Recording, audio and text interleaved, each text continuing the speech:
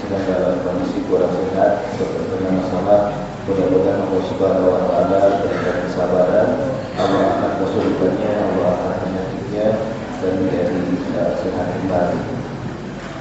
Ala hadhihi wa qulub al-insana wa in hadha sayyid Mustafa al-Fatihah. A'udzu billahi minasy syaithanir rajim. Bismillahirrahmanirrahim. Alhamdulillahi rabbil alamin. Ar-rahmanir rahim. Maliki yaumiddin. Iyyaka na'budu wa iyyaka nasta'in. Ihdinas siratal mustaqim.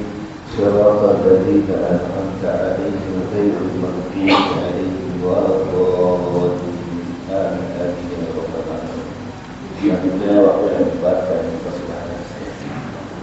Assalamualaikum. Assalamualaikum warahmatullahi wabarakatuh. Alhamdulillah wassalatu wassalamu ala Rasulillah wa ala alihi wa ashabihi wa mawala amma ba'du. Yang saya hormati Ketua DKM Masjid Kaum Al-Musodek. Ada orangnya ada? Datang kan? Bulan kemarin nggak datang. Yang saya hormati para pengurusnya, juga MC kita Bapak Ganjar, juga semua yang hadir di sini, sesepuh-sesepuh Al-Musodek. Pak Haji Andi hadir pulang kampung. Pak Edi Pak Haji Sukron hadir ya. Mudah-mudahan kita semua yang di sini Allah beri ampunan dosa, Allah angkat derajat kita, dan Allah takdirkan kita menjadi ahli surganya Allah Subhanahu wa Ta'ala.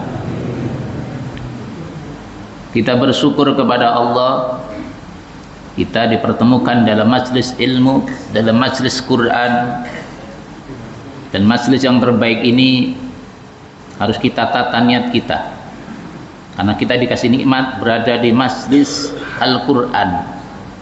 Karena umat terbaik adalah man ta'allamal Qur'ana wa 'allamahu, yang belajar Quran dan yang ngajar.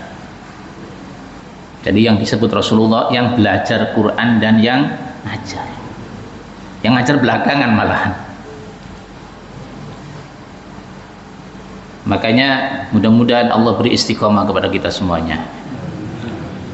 Salawat dan salam semoga selalu terkirim kepada Rasulullah sallallahu alaihi wasallam. Semoga kita termasuk orang-orang yang bisa mengikuti Rasulullah, bisa meneladani Rasulullah sallallahu alaihi wasallam, dan mudah-mudahan kita ini sering membaca salawat kepada Rasulullah sallallahu alaihi wasallam. Semoga dengan wasilahnya kita baca salawat, kita dapat syafaat dari Rasulullah sallallahu alaihi wasallam. Ya, ini kondisi saya masih agak sakit, jadi belum bisa berdiri. Kemarin itu beberapa Jumat nggak bisa Jumatan, karena ya gimana ya, gotong. Saya tadi turun dari tangga juga pakai ngesot gitu, karena kondisi retak. Alhamdulillah sudah kempesan tuh, kemarin ini bengkak. Ya tapi nggak apa-apalah, hidup itu gitu. Kemarin waktu Pak Anjar datang itu saya lagi KO, itu napas sengal-sengal. Ya Allah, sampai mau wasiat sama istri takut sedih doang. Ambruk, bener-bener ambruk sampai tadi malam ini. Alhamdulillah sudah sehatan. Ya memang manusia itu begitu, kalau kita sehat seakan-akan kita nggak akan pernah sakit.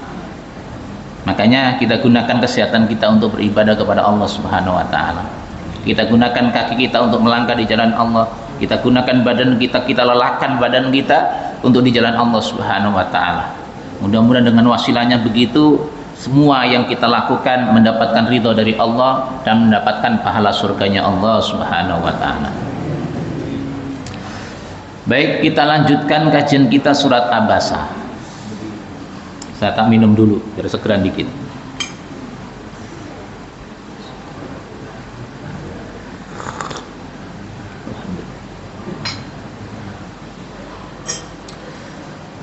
A'udzu billahi minasy syaithanir rajim.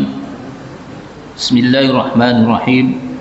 فإذا جاءت الصاخة يوم يفر المرء من أخيه وأمه وأبيه وصاحبته وبنيه. Setelah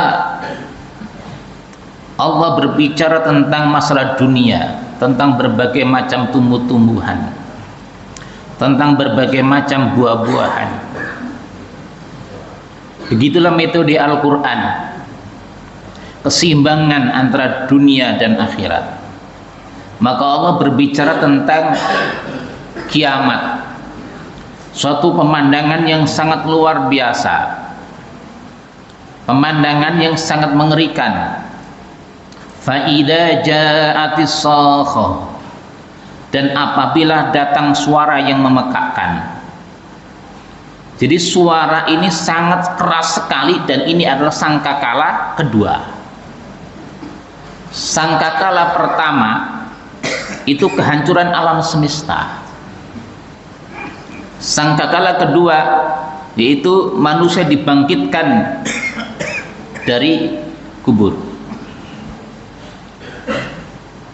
Ini adalah sangkakala kedua yang sangat memekakkan. Bagaimana kondisi manusia pada waktu itu? Ya yauma yafirul mar'u min akhi. Pada hari itu ketika manusia lari dari saudaranya. Jadi waktu itu nanti kita nggak kenal dengan saudara kita. Bukan nggak tahu, udah cuek. Kenapa? Mikirin diri sendiri. Karena hebohnya peristiwa itu. Lah, sekarang ada gempa aja udah kalang kabut kok. Bagaimana nanti ketika orang dikumpulkan di mahsyar, seluruh dunia dari mulai zaman awal sampai akhir semua dikumpulkan dalam kondisi tidak pakai sandal, tidak bersunat, tidak berpakaian. Itu kayak apa itu? Heboh. Kenapa? Karena di depannya sudah ada yang namanya neraka. Wa ummihi wa abi, sampai kita itu dengan ibu kita, dengan bapak kita udah cuek saja, amprokannya cuek aja. Kenapa? Saking bingungnya. Wa sahibatihi wa bani, dari istri dan anak-anak kita. Kita nggak bisa membayangkan kayak apa kejadian itu, sehingga manusia tidak mengenal satu dengan yang lainnya. Bukan nggak tahu itu bapaknya, bukan nggak tahu itu ibunya. Saking hebohnya peristiwa itu, saking menakutkannya peristiwa itu, sehingga orang-orang itu yauma yafirul mar'u, lari, tidak mengenal, cuek dengan orang-orang yang di dunia ketika itu dicintai. Makanya kita ini hidup, jangan sampai cinta kita kepada manusia membuat kita lupa kepada Allah. Jangan sampai cinta kepada istri kita membuat lalai kita kepada Allah Subhanahu wa ta'ala. Jangan sampai cinta kita kepada anak-anak kita membuat kita lalai kepada Allah Subhanahu wa ta'ala. Jangan sampai orang tua kita, istri kita, anak-anak kita itu menghalangi kita untuk beramal soleh. Sebab nanti pada hari kiamat mereka itu kita cuekin, gak kita urusin. Kenapa? Likulli imri'im minhum yauma idzin sya'nun yughni. Setiap orang dari mereka pada hari itu mempunyai urusan yang cukup menyibukkannya. Lah iya, jangankan kita, Nabi yang disebut dengan ulul azmi, dari sekian ribu nabi termasuk orang-orang yang hebat. Ada Nabi Nuh, Nabi Ibrahim, Nabi Musa, Nabi Isa. Itu saja nggak bisa menolong dan berharap nabi-nabi tersebut selamat. Itu pangkat nabi, apalagi kita. Ketika itu syafaat belum dibuka tentunya. Jadi nggak bisa nolong. Jadi ngurusin diri sendiri itu Nabi. Apalagi potongan kayak kita, ulama juga kagak, apalagi Nabi. Kenapa? Saking hebohnya, saking dahsyatnya peristiwa itu. Jadi yang diinginkan para nabi itu selamat aja udah, buru-buru mikirin yang lain.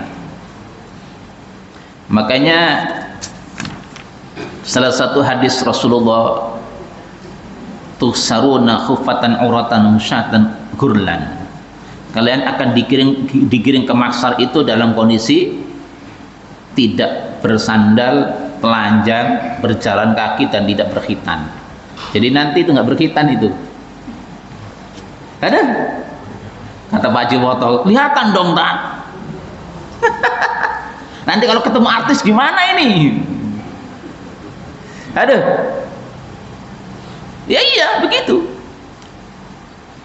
Sampai salah satu istri Nabi bertanya, wahai Rasulullah, apakah kita dapat saling melihat? Atau sebagian kami dapat melihat aurat sebagian yang lainnya?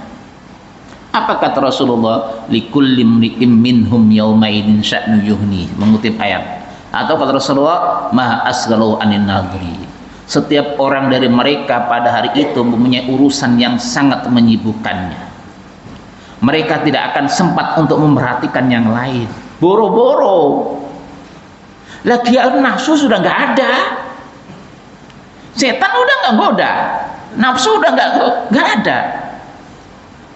Jangan mikir malu, boro-boro mikir malu. Ketakutan pada hari itu mengalahkan rasa malu. Ketakutan hari itu sehingga tidak memperhatikan orang lain.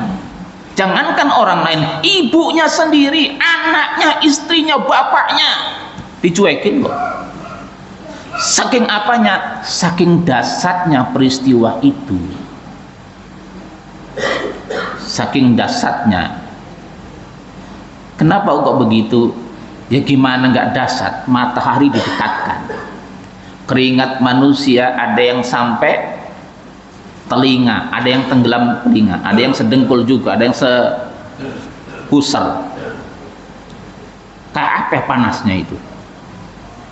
Nggak ada naungan sama sekali, nggak ada yang jualan nasi udah mau cari kemana, yang jualan minuman udah libur. Ya Allah, kayak apa itu? Panas nggak usah ditanya, wong keringat sampai segitu kok nggak panas gimana? Panasnya luar biasa.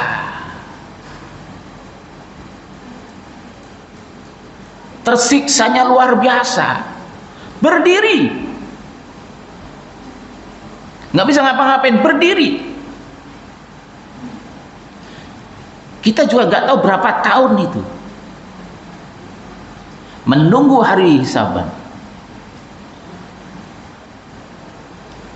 Ini nanti di mahsyar, ini belum di neraka, di mahsyar belum ada hisab ini. Belum ada hisab. Hisab itu terjadi ketika syafaat Rasulullah sudah ada. Dan ini belum ada syafaat. Lagi tersiksanya. Cobain aja praktekin di tengah matahari yang tengah bolong. Berdiri coba. Ya kan? Ini berdirinya bukan 1 jam 2 jam. Tahunan. Dan tahun akhirat jangan disamakan dengan tahun dunia. Ya Allah, kayak apa itu? Dan ini harus kita imani, kita percaya bahwa ini akan terjadi. Kayak apa? Sampai para nabi pun angkat tangan, pengen dirinya selamat aja. Saking hebohnya, hebatnya peristiwa itu. Pertanyaannya, adakah orang-orang yang merasakan berdiri itu sebentar? Ada. Ada yang merasakan berdiri itu kayak sholat 2 rakaat doang. Tentunya orang-orang beramal soleh. Ada enggak orang yang dapat naungan? Ada. Siapa diantaranya? Imam yang adil, pemimpin yang adil, bukan pemimpinnya korupsi. Yang korupsi jahanam itu mah. Yang sarain rakyat jahanam udah pasti. Hati-hati yang jadi RT RW. Kata Pak Ganjar, RT RW apaan yang korupsi. Tuh. Ada lagi enggak orang yang gitu? Banyak yang ketika sholat malam meleleh air matanya, dia sodako, tangan kanan sodako, tangan kiri nggak tahu saking ikhlasnya. Termasuk orang-orang yang rajin sodako itu mendapatkan naungan dari Allah. Jadi semakin banyak sodakonya, semakin naungannya itu tebal dan lebar. Berarti nggak merasakan panas, kagak. Nih yang punya duit banyak ini. Ini potongan-potongan kan nggak terima sodako semua kan ini. Nah, orang kaya-kaya semua kesempatan hidup. Kalau kita pengen dapat naungan dari Allah, maka diantaranya adalah sodako. Dilalul mukmin sodako. Naungan orang mukmin pada hari kiamat nanti adalah sodakonya, diantaranya. Iya, berarti nggak panas, kagak. Nggak berkeringat, ya kagak. Nggak kehausan, ya kagak. Lapar, ya enggak. Jadi ada orang-orang tertentu yang dilindungi oleh Allah dari teriknya panas waktu itu. Makanya kesempatan hidup ini harus kita gunakan. Makanya kita itu kalau kita nggak mampu untuk sholat, malas untuk sholat, nanti kita akan dipaksa untuk berdiri di mahsyar begitu lama. Kalau kita malas puasa, puasa yang wajib misalnya, maka kita dipaksa untuk kelaparan pada hari kiamat nanti. Ya Allah, makanya kesempatan di dunia ini harus dipakai. Ini sangat ngeri sekali ini. Mahsyar nggak ada naungan sama sekali, terbentang itu dalam kondisi tidak berpakaian. Nah, di sini ada ayat wujuhu yauma idim musfiro, dhahikatum mustabsyiro. Ternyata ada manusia yang ceria pada waktu itu. Banyak muka pada hari itu berseri-seri, tertawa dan gembira. Dhahikatum mustabsyiro. Jadi mereka itu senang. Kenapa demikian? Karena memang ketika dibangkitkan dari kubur itu wajahnya sudah kayak purnama, minimal kayak bintang. Dia senang, iya udah dapat kenikmatan. Dia berseri-seri mau dapat naungan dari Allah. Waktunya orang tersiksa, teriak-teriak, kelaparan, kehausan, dia enggak. Dia senang toh. Tapi sayang dia nggak bisa menolong temannya, nggak bisa menolong keluarganya. Jadi ada manusia yang berseri-seri, udah santai aja. Kenapa? Ya panitia kiamat toh, ibaratnya orang dalam lah. Iya, sampai bisa tertawa itu. Ketika manusia ketakutan luar biasa bisa ketawa. Kenapa? Nikmat Allah dibentangkan untuknya. Wa wujuhu yauma idin 'alaihi ghadaratar haqa qatarah. Dan banyak pula muka pada hari itu tertutup debu dan ditutupi oleh kegelapan. Ulaika humul kafaratul fajara. Mereka itu adalah orang-orang kafir lagi durhaka. Jadi pada hari kiamat nanti secara wajah, secara tampang manusia itu terbagi menjadi dua. Ada yang wajahnya berseri-seri karena amal soleh yang telah dilakukan. Dia merasakan nikmat walaupun di mahsyar,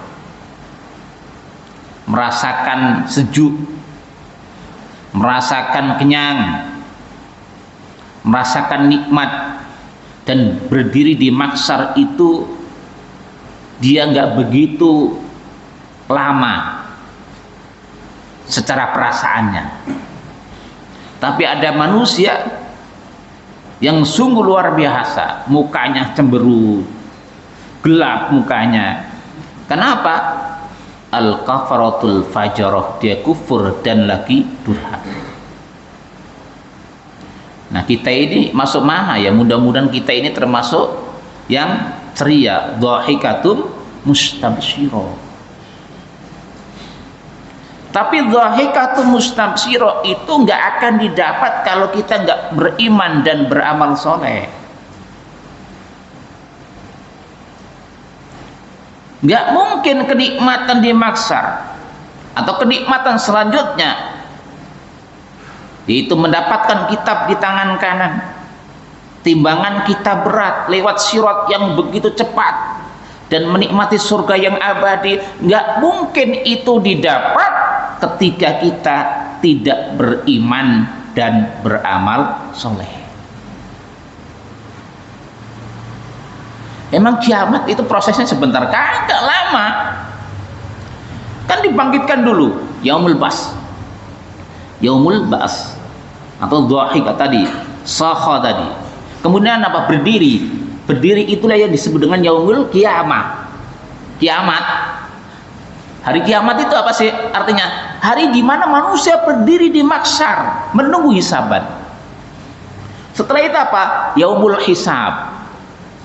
Hari di mana dihitung, mendapatkan kitab. Ada yang di tangan kanan, ada di kiri, ada lewat belakang. Ada namanya yaumul mizan. Setelah itu apa? Ditimbang. Lama. Setelah itu baru lewat sirat. Nah, sirat itu bisa puluhan tahun. Jangan dikira kayak flyover gitu, kayak jembatan gitu. Enggak, lama. Memang neraka itu enggak luas, luasnya luar biasa. Gambaran luasnya gimana coba? Nih, satu orang di neraka, pundaknya ini ke sini. Ini 3 hari 3 malam perjalanan naik kuda. Ini jadi orang di neraka itu gede-gede.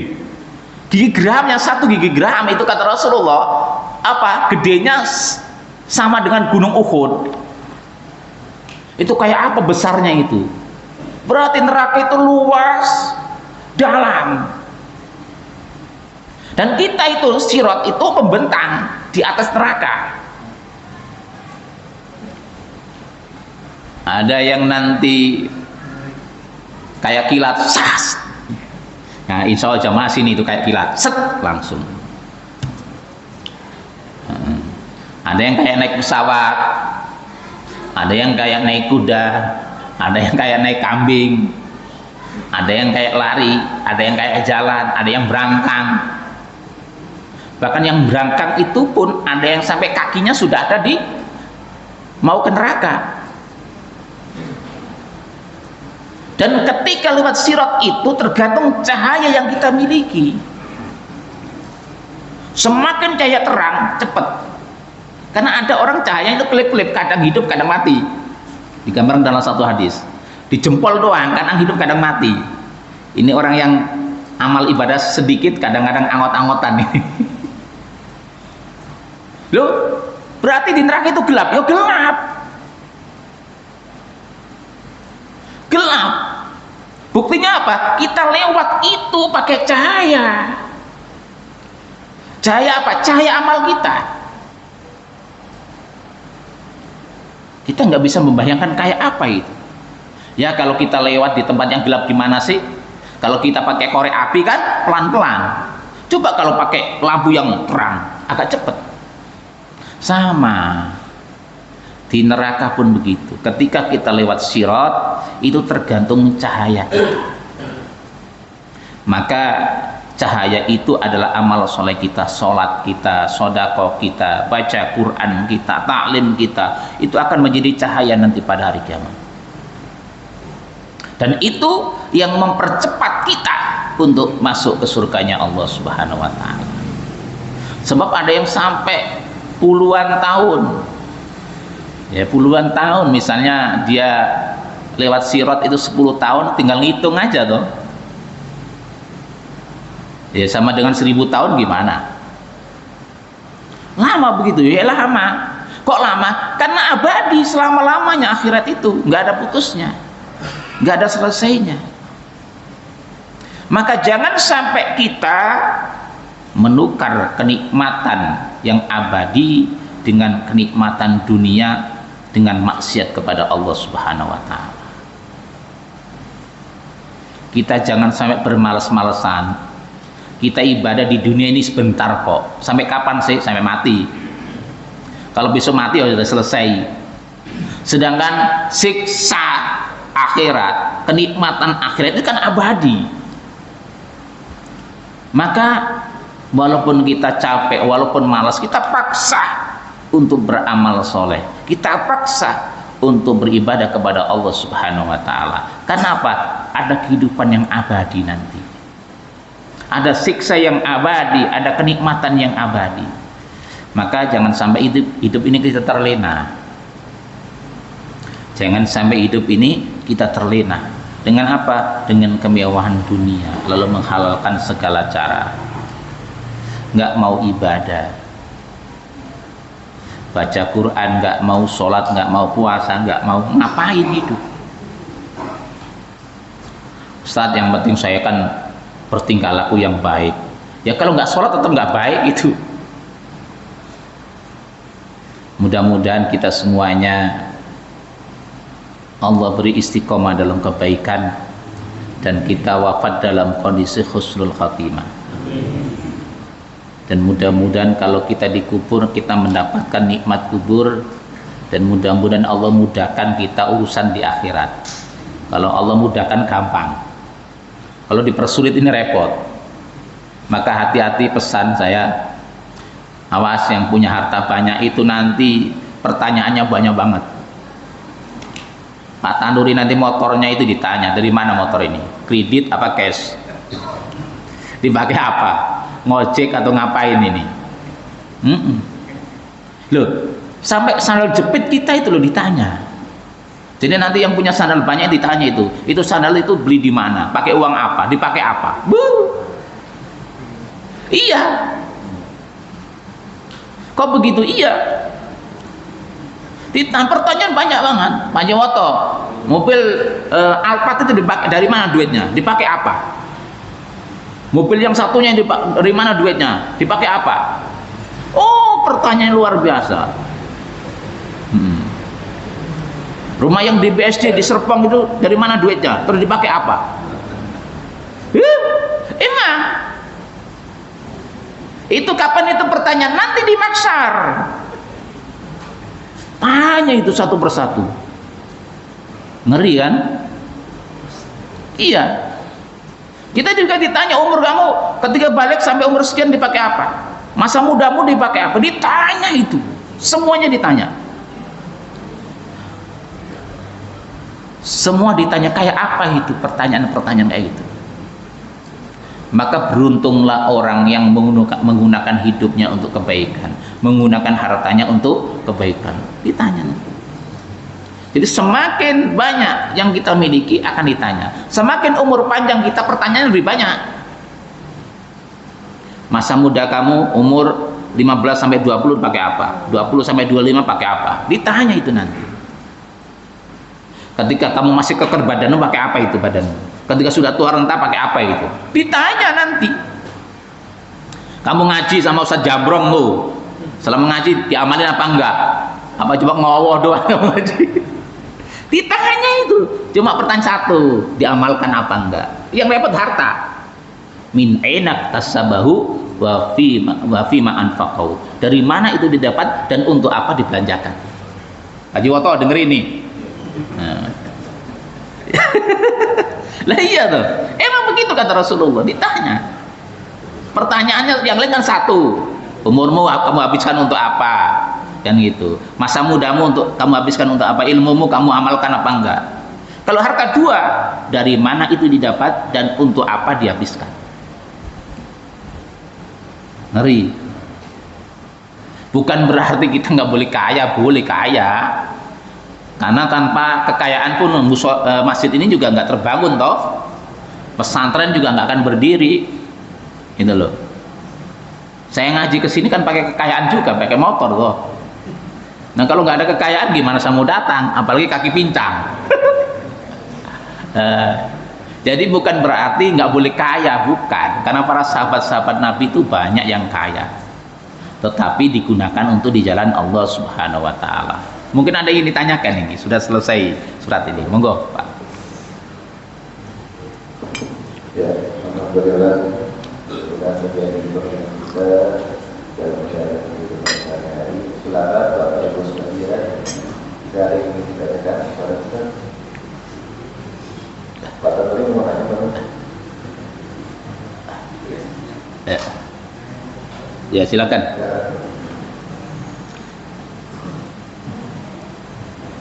Sebenarnya berkait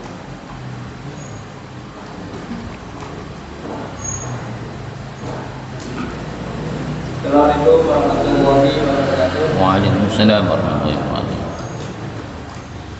Pak Ustadz menanya masalah yang hari akhirat itu, karena semua manusia itu kan punya dosa. Jadi orang yang punya dosa tapi mati membakar itu yang akan selamat. Tapi bagaimana orang yang mati itu di luar Islam gitu, nanti di akhir itu bagaimana? Itu aja yang kami sampaikan. Assalamualaikum warahmatullahi wabarakatuh. Assalamualaikum warahmatullahi wabarakatuh. Baik, kita itu nggak lepas dari namanya dosa. Maka kita disunahkan untuk istighfar dalam satu hari berapa? 100 kali, dan baca Sayyidul Istighfar 2 kali, setelah sholat 3 kali. Tujuannya apa? Supaya kita itu mendapatkan ampunan dari Allah. Itu loh.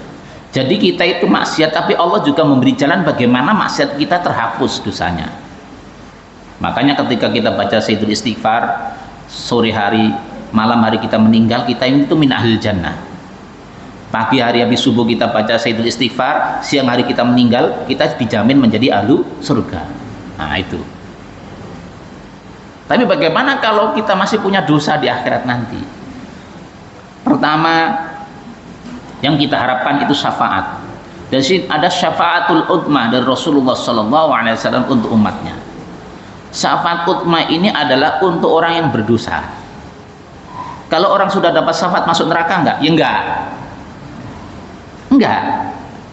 Jadi walaupun kita punya dosa, tapi kalau dapat syafaat dari Rasulullah, ya Rasulullah kan orang dalam. Ya kan? Udah, kita enggak masuk ke neraka. Itu loh. Dapat syafaat, dan syafaat itu fungsinya adalah untuk orang yang berdosa. Justru syafaat itu kan pertolongan. Untuk siapa? Untuk orang mukmin yang punya dosa. Asal dosanya jangan numpuk gede banget.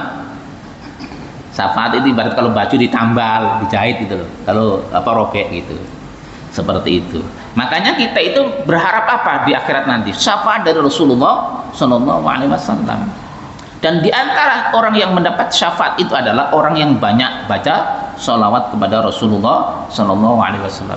Kenapa? Ketika kita membaca Allahumma sholli wa sallim ala Muhammad, itu disampaikan oleh malaikat kepada Rasulullah. Nih dari si Anu. Semakin kita banyak membaca, maka nama kita semakin dikenang oleh Rasulullah. Semakin dikenang, nanti dicari pada hari kiamat nanti. Itu fungsi baca sholawat. Tujuannya kita bukan apa-apa, untuk apa? Untuk dapat syafaat. Ini sholawat ya. Sholawat ya, Allahumma sholli wa sallim ala Muhammad sallallahu ala Muhammad. Allahumma sholli wa sallim ala Muhammad. Allahumma sholli ala Sayyidina Muhammad wa ala ali Sayyidina Muhammad. Itu sholawat. Adapun ya Rabbi bil Mustafa balil maqasidana, itu adalah pujian, tawasul itu sebenarnya. Bukan sholawat. Bukan sholawat. Ya Rabbi bil Mustafa balik maqasidana wa fir lana ma madha ya wasi'al karami. Itu tawasul. Ya Allah, dengan wasilanya Mustafa balik maqasidana, sampaikanlah hajatku. Nah itu. Wa fir lana ma madha, dan ampunlah dosa-dosa hamba-Mu yang telah lalu. Itu tawasul sebenarnya, bukan sholawat. Sholawat ya Allahumma sholli wa sallim ala sayyidina Muhammad. Itu termasuk sallallahu ala Muhammad, itu sholawat itu. Jadi nanti kita akan nggak masuk neraka. Tapi bagaimana kalau enggak, ya ibaratnya dosanya besar tapi punya iman, masuk neraka? Masuk, cuma nanti ya digejek dulu, dicuci. Ya gimana sih kalau baju kotor dicuci, ya kotor apa lama, dan sebenarnya nyuci kan tergantung kotornya baju. Ketika kita memang banyak dosa, ya lama juga, tapi naudzubillah, yang kita harapkan itu ampunan dari Allah, yang kedua itu syafaat dari Rasulullah SAW. Naudzubillah, jangan sampai walaupun kita 1 minggu doang di neraka, jangan sampai. 1 hari sama dengan 1000 tahun loh, bahkan ada ayat 50.000 tahun. Itu kayak apa lamanya? Yang kedua, bagaimana orang yang kafir yang tidak membawa iman? Naudzubillah, ini di neraka selama-lamanya. Apakah dapat ampunan dari Allah? Ya enggak, wong kafir. Gitu loh. Itu urusan Allah, bukan urusan kita. Berarti Allah enggak adil loh, biarin aja, itu urusan Allah bukan urusan kita. Ya itu loh. Itu. Jadi orang-orang yang kafir itu tentunya di neraka selama-lamanya. Apakah Allah mampu untuk mengangkat dia dari api neraka? Ya mampu saja bagi Allah. Apa repotnya? Wong neraka itu milik Allah kok. Seperti itu. Hanya saja siksa neraka itu kan berlapis-lapis, bertingkat-tingkat. Kayak siapa, Ali bin Abi Thalib, itu siksa nerakanya paling ringan. Cuma kayak pakai sandal dari api neraka, otaknya bergejolak, itu paling ringan. Itu yang paling ringan. Kenapa? Walaupun dia gak masuk Islam tapi menolong Rasulullah SAW. Jadi orang kafir pun bertingkat-tingkat siksanya. Fir'aun beda dengan Abu Thalib, tergantung itu loh. Jadi begitu ya. Mudah-mudahan kita ini dipelihara iman dan Islam kita sampai kita wafat dan Allah memasukkan kita ke dalam surganya Allah Subhanahu wa taala. Silakan yang lain, Bu.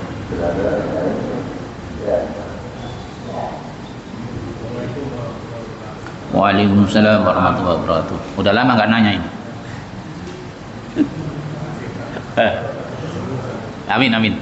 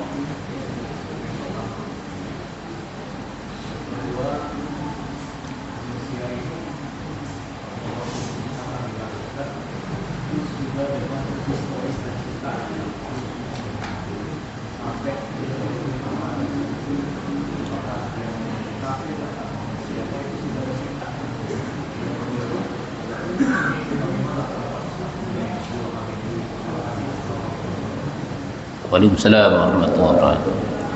Dalam salah satu hadis, jadi Rasulullah pada hakikatnya akan hidup di kuburnya. Maka jadi dalam satu riwayat itu Rasulullah dikembalikan untuk menjawab salam kita. Dan ada malaikat yang bertugas. Yang bertugas gimana? Menyampaikan salawat dan salam kita kepada Rasulullah. Wallahu alam, ada keyakinan saudara kita ketika baca salawat itu Rasulullah hadir, itu wallahu alam. Kita nggak tahu keterangannya. Karena ada sebagian saudara kita ketika baca berjanji Simtul Duror itu Rasulullah hadir di situ. Patokannya adalah laqad ja'akum rasulun min anfusikum. Nah, kalau saya melihat hadis-hadis Rasulullah SAW tentang keutamaan sholawat, itu malaikat yang menyampaikan. Jadi ada malaikat yang berkeliling di muka bumi ini khusus tugasnya adalah menyampaikan sholawat umat Rasulullah kepada Rasulullah SAW, dan disebutkan namanya. Loh, kok malaikat tahu nama kita belum pernah kenalan? Ya apa repotnya bagi malaikat. Seperti itu. Jadi memang seperti itu. Dalam hadis banyak tentang masalah sholawat itu. Jadi disampaikan dari si anu dan si anu. Seperti itu. Maka diantara ketika kita pengen mimpi ya, ingin mimpi ketemu Rasulullah Shallallahu Alaihi Wasallam, maka caranya diantaranya kita sering baca sholawat. Mimpi, bukan langsung. Walaupun di Indonesia ini ada yang mengaku bahwa ketemu Rasulullah dalam kondisi berjaga, yakbon, dalam kondisi begini bisa ngobrol sama Rasulullah. Ini bahkan dikasih wiridan sama Rasulullah. Wallahu alam. Kalau memang begitu berarti ada sahabat Nabi di Indonesia.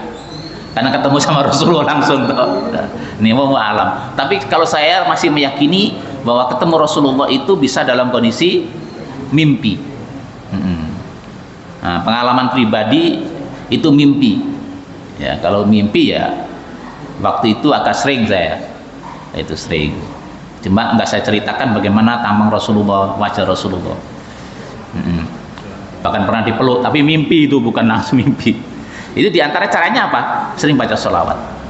Yang kedua, memang jadi urusan manusia nanti kafir dan iman itu sebenarnya kan sudah ada catatannya. Ya kan begitu tadi pertanyaannya, Pak? Ya, memang. Makanya para ulama mengatakan urusan takdir itu urusan Allah. Urusan kita adalah usaha. Wilayah takdir adalah wilayah Allah. Wilayah kita adalah beramal, berusaha. Sebab kalau kita pikirin takdir itu, maka semakin membingungkan. Maka tugas kita adalah beramal, berusaha. Kata Imam Ahmad bin Hambal, semakin itu kita pikirkan, maka seperti kita melihat matahari di siang bolong, maka semakin pusing. Nah itu. Maka biarlah urusan takdir, urusan Allah, kita adalah beramal. Itu loh. Adapun nanti di neraka bisa aja kan didinginkan sama Rasulullah, sama Allah kan gitu. Jadi takdir Allah kita serahkan kepada Allah. Wong kita juga nggak tahu takdir kita kok. Besok kayak apa kan? Saya kecelakaan juga nggak tahu. Itu takdir. Urusan kita adalah urusan beramal dan mudah-mudahan Allah mentakdirkan kita wafat dalam kondisi membawa iman. Wafat dalam kondisi husnul khotimah seperti itu. Silakan ada lagi. Ibu-ibu biasanya curhat. Silakan. Ada Bu. Ada silakan.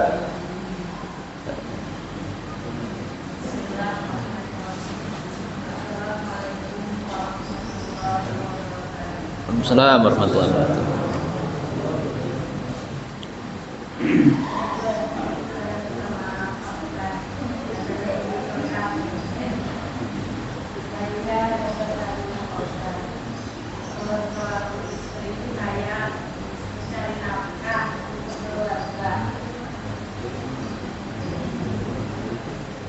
Selaku istri saya mencari nafkah untuk keluarga. Bolehkah Pak Ustadz saya sebagai istri mencari nafkah untuk keluarga saya dan suami saya? Sedangkan suami saya yang ada, tapi alhamdulillah berkat saya sering curhat, sering bertanya sama Pak Ustadz. Saya terus terang ke suami saya, Pak Ustadz, saya suka bertanya sama Pak Ustadz. Suami saya udah alhamdulillah sholatnya mulai bagus gitu Pak Ustadz.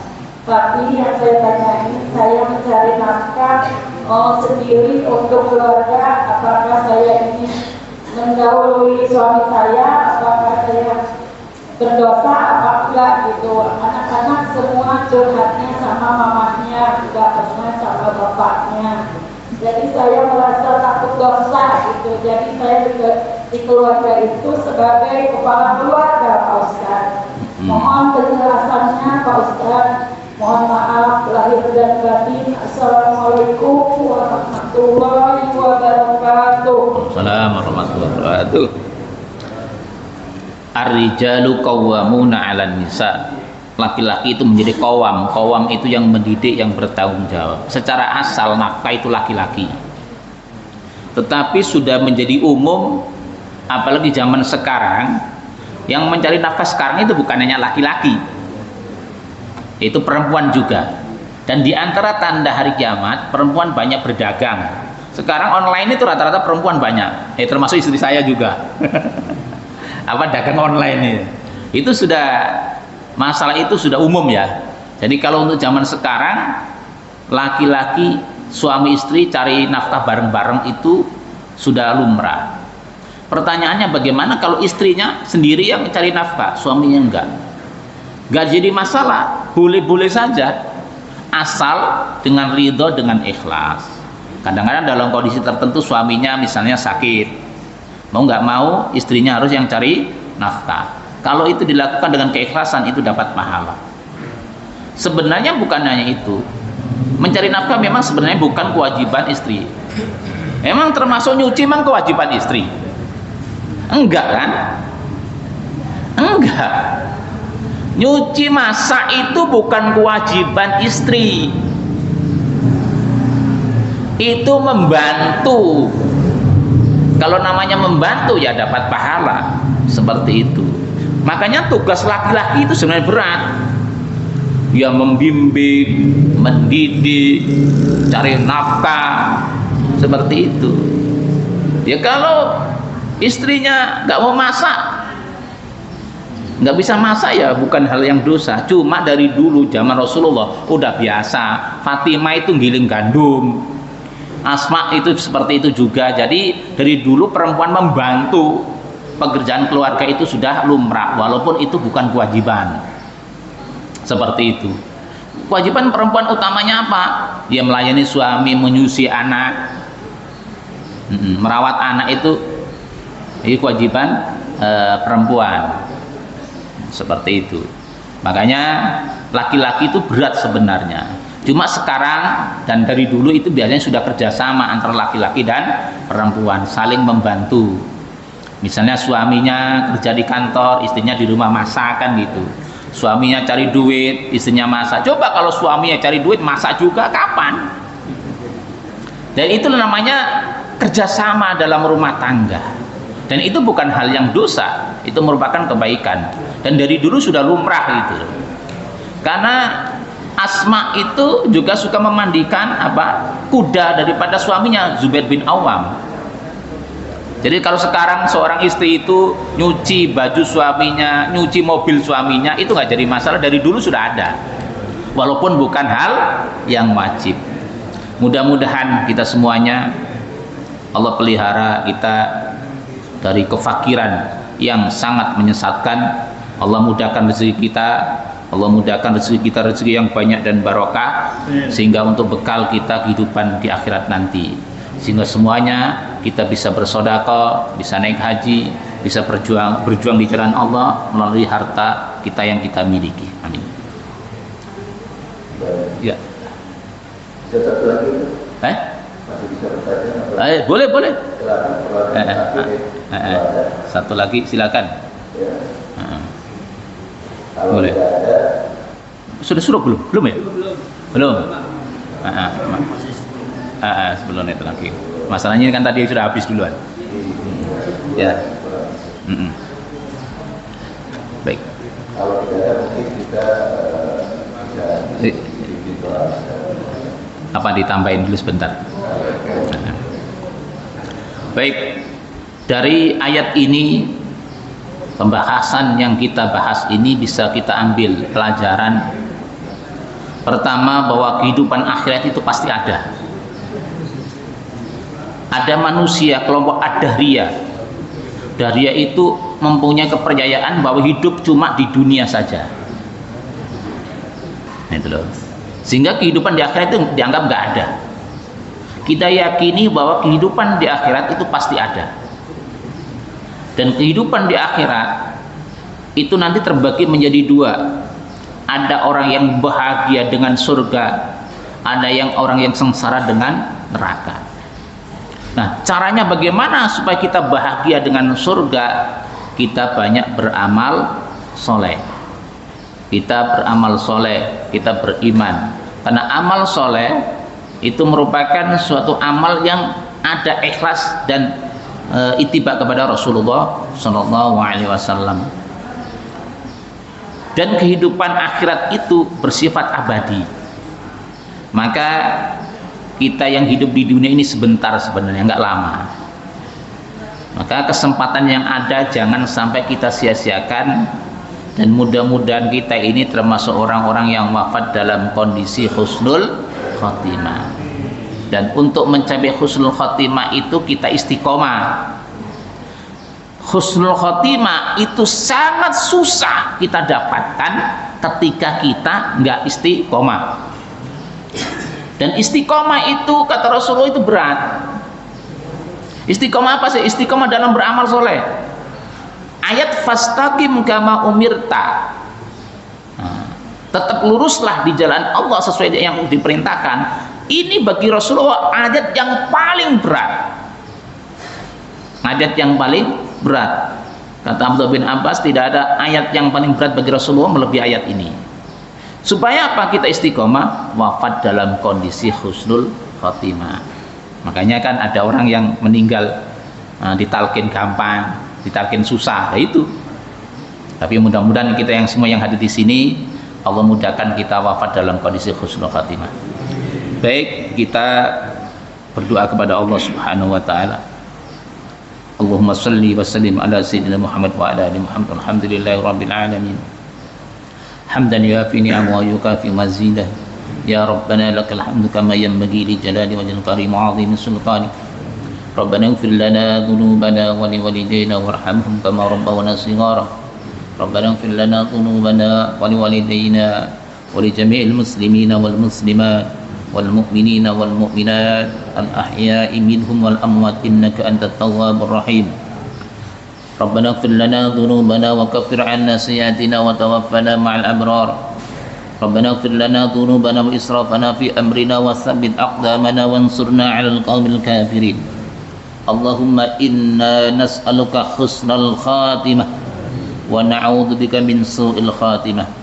Allahumma inna nas'aluka salamatan fid din wa 'afiyatan fil jasad wa ziyadatan fil 'ilm wa barakatan fil rizq wa taubatan qabla al-maut wa rahmatan 'inda al-maut wa hawwin 'alaina fi sakaratil maut wa hawwin 'alaina fi sakaratil maut wa hawwin 'alaina fi sakaratil maut. Rabbana hab lana min azwajina wa dhurriyyatina qurrata a'yun waj'alna lil muttaqina imama. Allahumma inna nas'aluka hubbaka wa hubba man yuhibbuka wal amal alladhi yuballighuna hubbaka. Allahumma ij'al hubbaka ahabba ilaina min nafsina wa ahlina wa minal ma'il barid. Rabbana atina fid dunya hasanah wa fil akhirati hasanatan wa qina adzaban nar. Wa sallallahu ala sayyidina Muhammadin wa ala alihi wa sahbihi wasallam. Walhamdulillahi rabbil alamin. Saya berkata sekalian informasi bahwa kepada jamaah